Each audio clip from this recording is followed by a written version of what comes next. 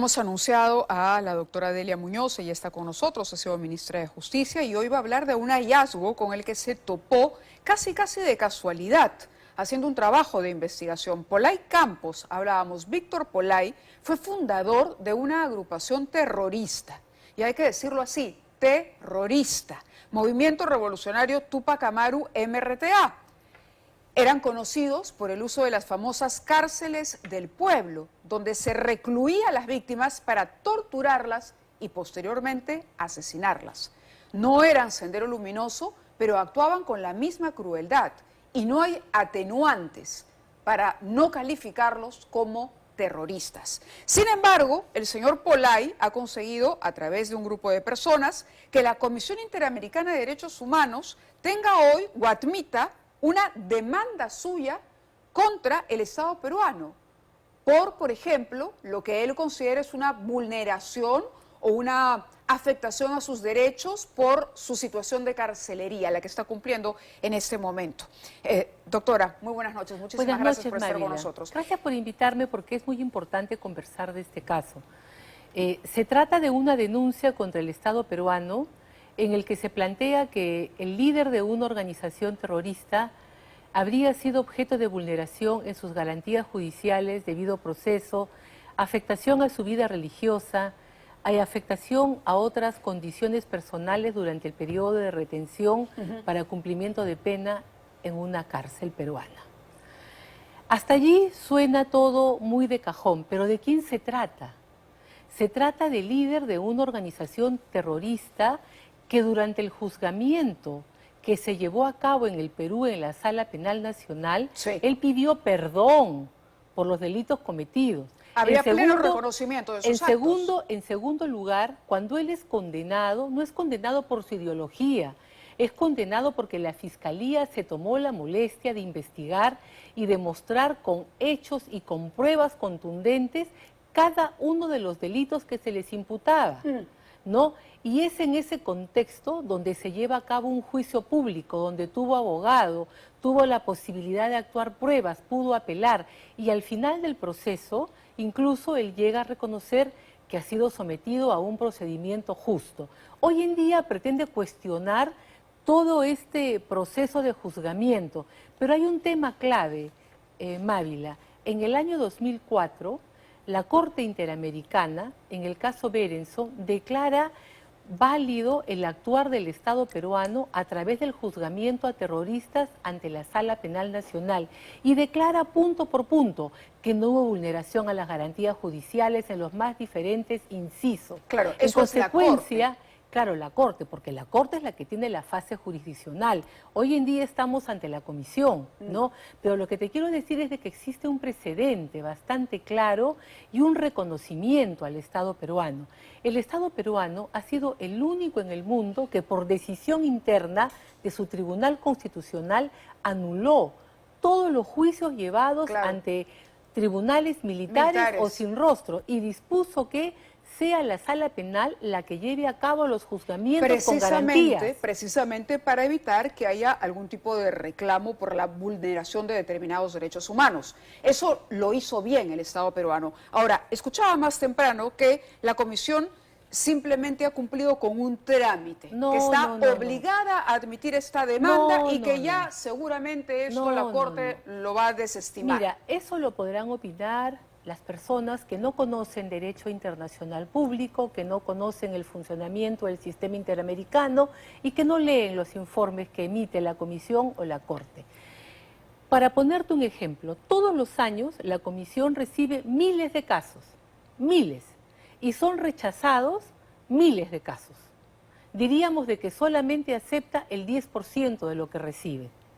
Los rechaza porque no hay cumplimiento de plazos, requisitos, no hay un prima facie apropiado. Entonces, eso de que está obligada a recibirlo no es cierto. ¿Y cuál es el peligro, diría usted, de que se haya admitido entonces esta demanda? De que se abre el proceso. Para ponértelo en términos que más o menos las personas continúan. A ti viene una fiscal y te dice, te voy a investigar por robo porque sospechamos que tú eres quien entró a la casa de Delia y se llevó su televisor. Y comienza la flash indagatoria, yo traigo mi factura, demuestro el televisor.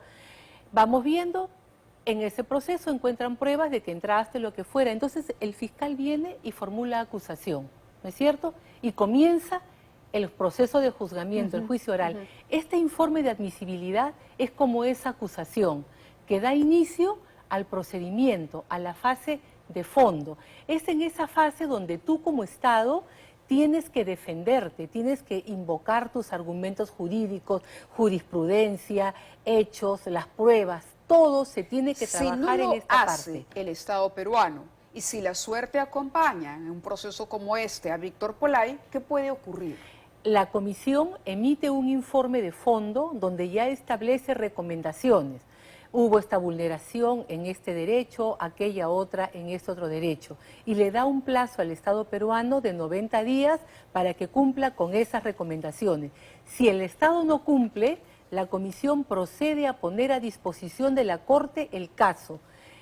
Y pasamos ya a la fase jurisdiccional, ya ante la Corte Interamericana, donde se presenta una demanda con peticiones, con pedido de reparaciones, y allí el Estado también ejerce su defensa.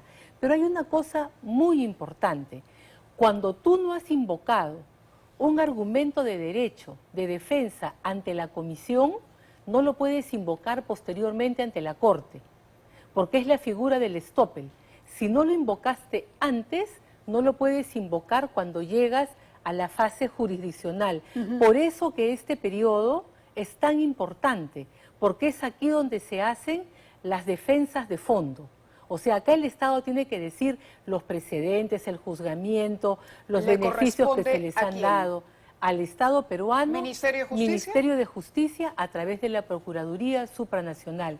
Ellos son las personas que tienen a su cargo la defensa del Estado. ¿Estamos en los plazos? Estamos en los plazos. Yo calculo que por las fechas en que este informe salió, los 90 días para contestar tienen que haberse dado hacia fines del año 2022. Luego la parte peticionaria tiene 90 días también. ¿Pero usted tiene conocimiento de que algo se haya hecho? Porque nos dice que esto tiene que haberlo sabido el Estado que a fines del 22. Claro, desde antes. El caso por primera vez es notificado en el año 2021. Es decir, Castillo lo supo. Castillo y quienes estuvieron antes también, ¿no? Por lo menos los ministros tuvieron que haber sabido. Un caso de esta magnitud, no tengo exactamente la fecha de notificación del Estado, pero es información que nos tiene que dar el Ministerio de Justicia, ¿no?